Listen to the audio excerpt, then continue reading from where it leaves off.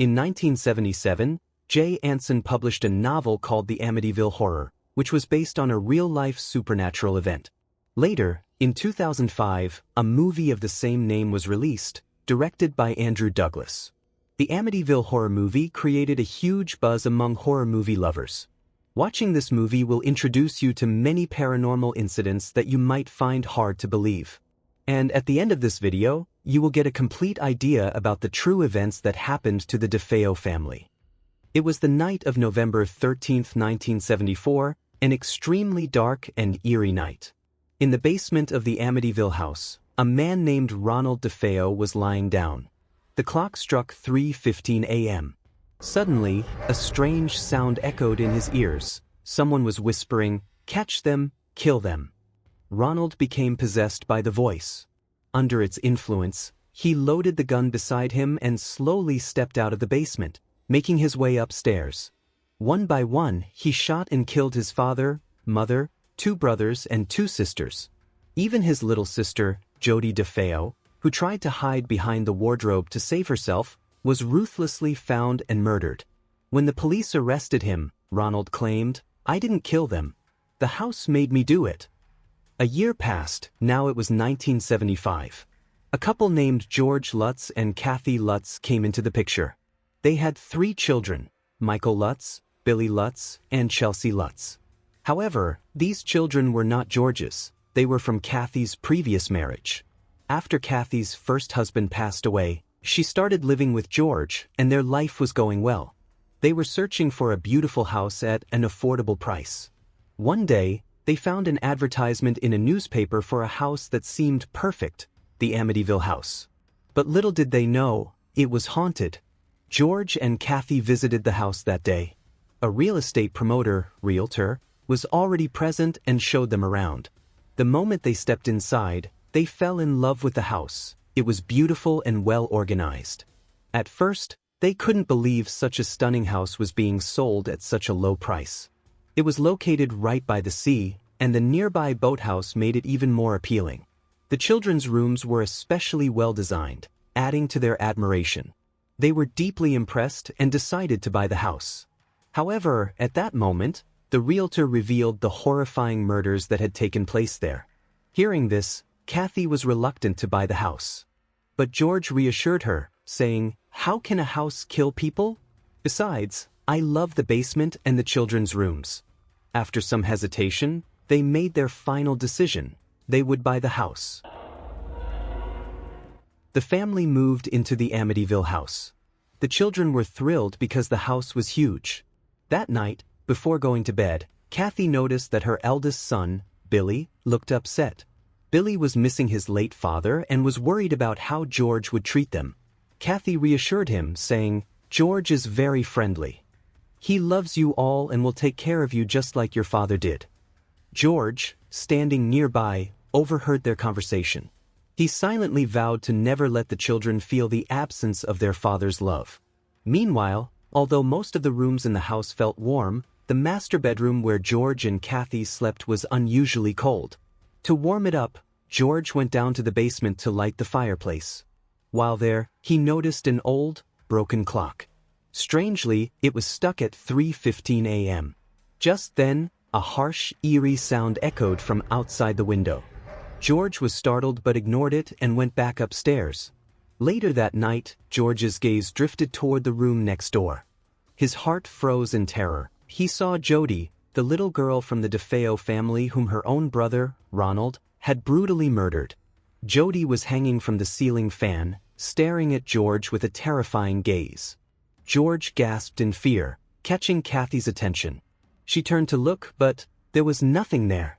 Believing it was just their imagination, they tried to brush it off, and thus, their first night in the Amityville house came to an end.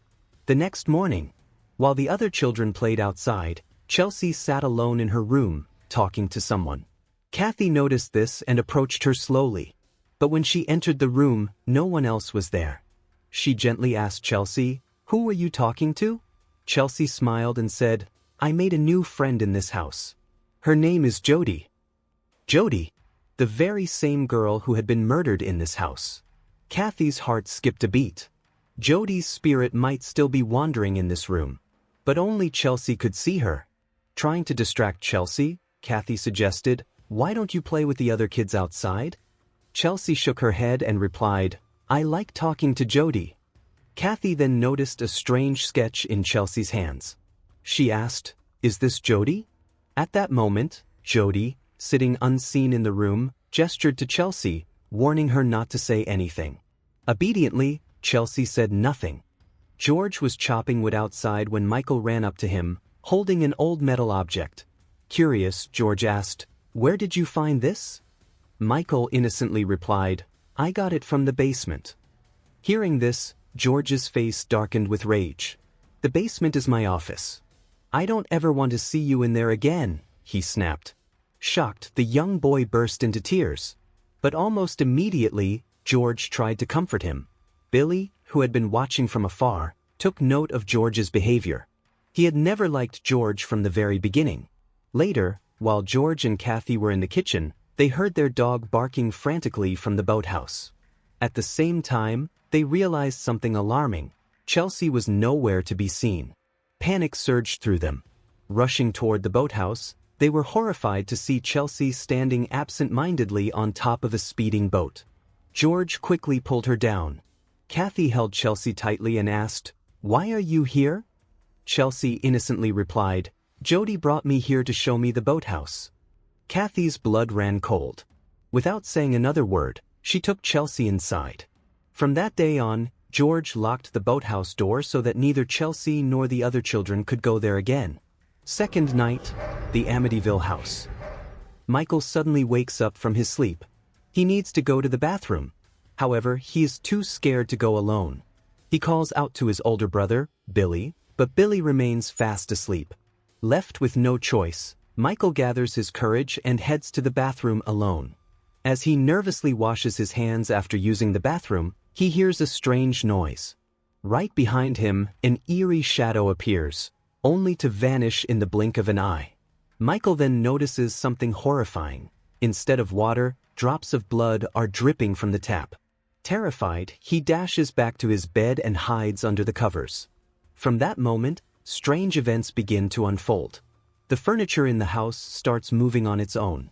Windows suddenly fly open. George wakes up from his sleep and goes to check on the kids. But upon entering their room, he encounters something impossible. He sees himself standing there, holding a gun. Shocked and unable to comprehend what is happening, George watches as his doppelganger pulls the trigger and shoots him. Blood splatters onto George's body. He gasps and wakes up, realizing it was just a nightmare. Trying to shake off the dream, George gets out of bed and looks out the window. He notices the door of the boathouse swinging open in the wind. Something seems to be coming out of the boathouse. Assuming that Chelsea has gone there again, he rushes towards it. His pet dog starts barking frantically, sensing something unusual. Inside the boathouse, George sees no one. But then he notices bubbles rising from beneath the water. Worried that Chelsea might have fallen in, he jumps into the water to check. However, after searching for a long time, he finds nothing and climbs back out. His dog continues to act uneasy, staring at something unseen.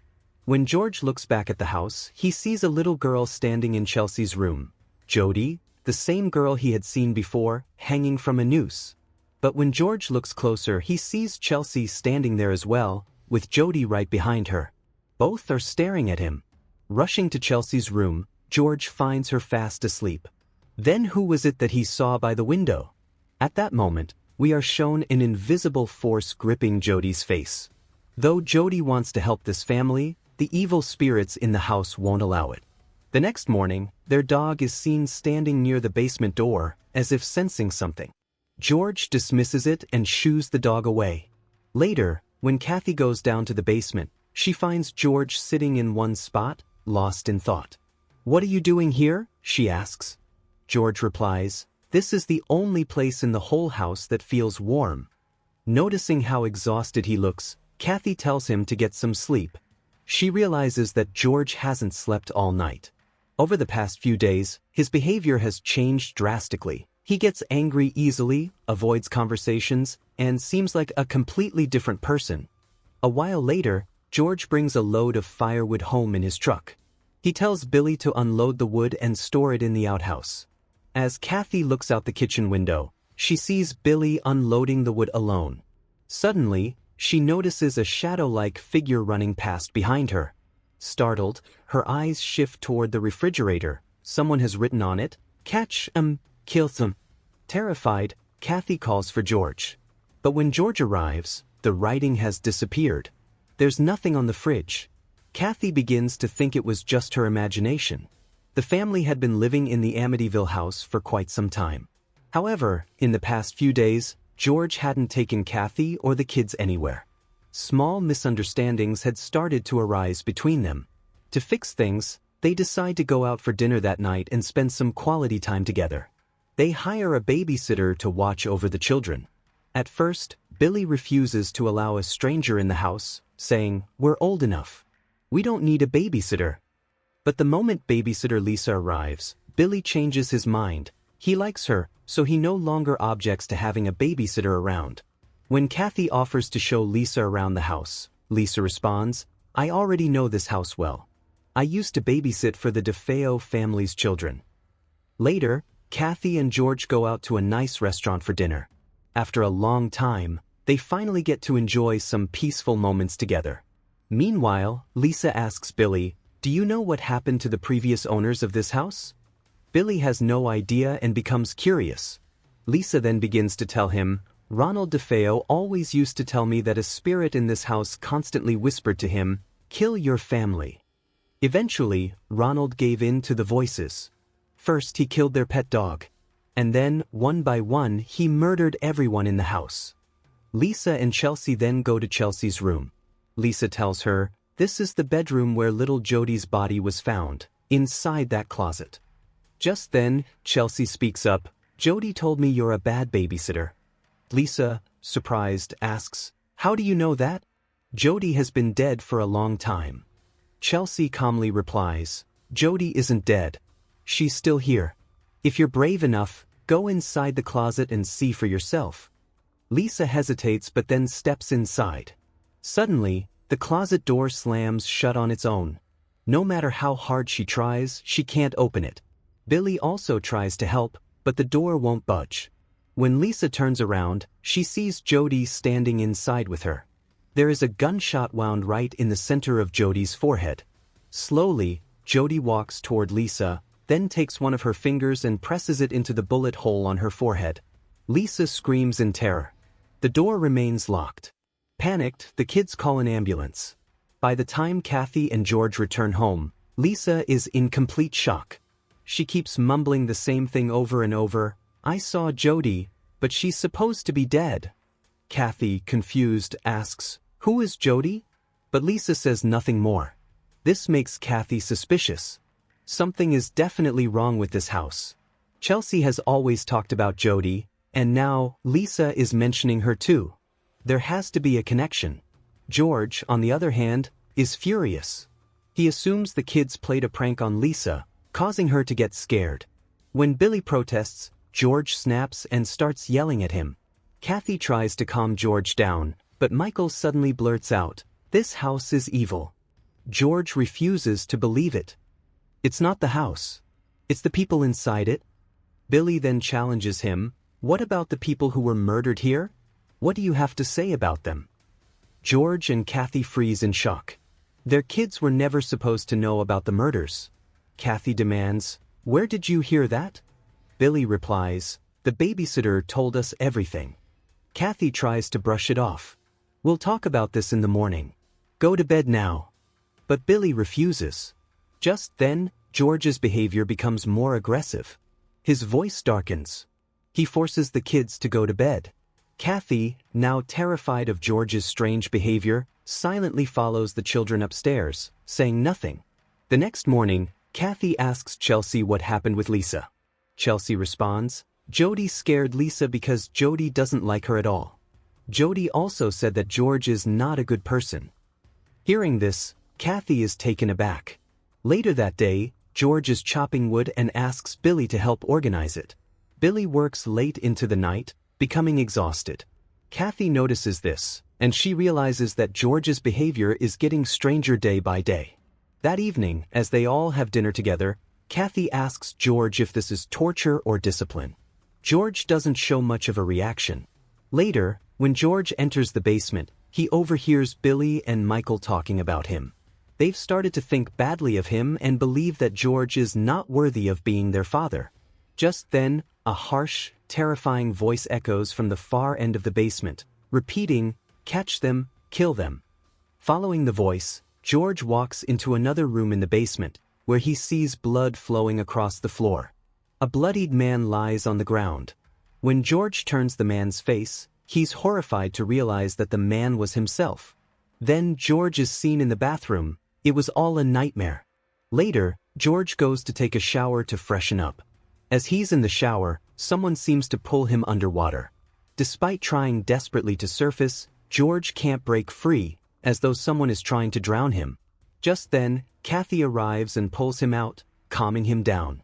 Kathy realizes that George is losing his mind, so she takes him to a doctor. After conducting some tests, the doctor assures them that George is perfectly fine and has no issues. However, the doctor suggests they see a psychiatrist. When they return home from the doctor's, they find Chelsea standing at the top of the house. She's slowly moving forward, and if she takes another step, she'll fall. In a panic, they both run upstairs to reach her.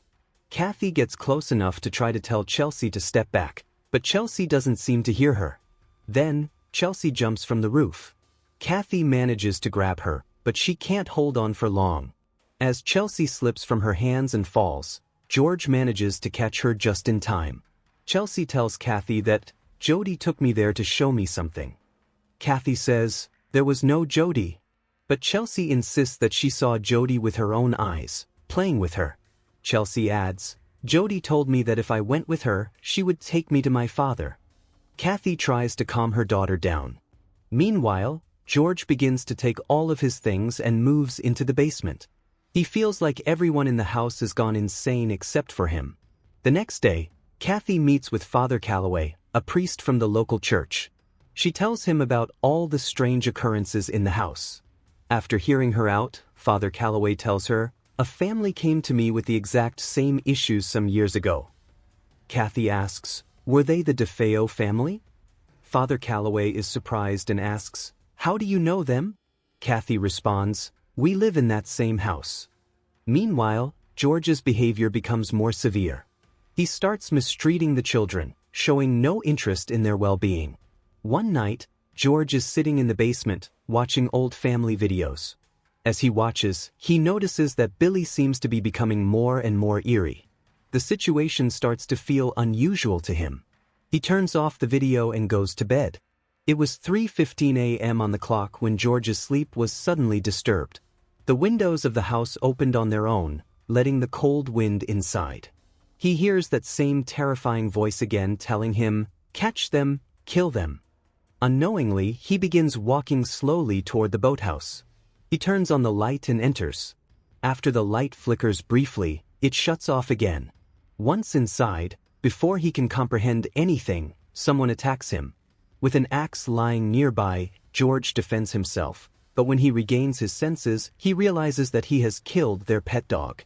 Distressed, he cleans the blood off the dog carefully. Then he returns to the basement.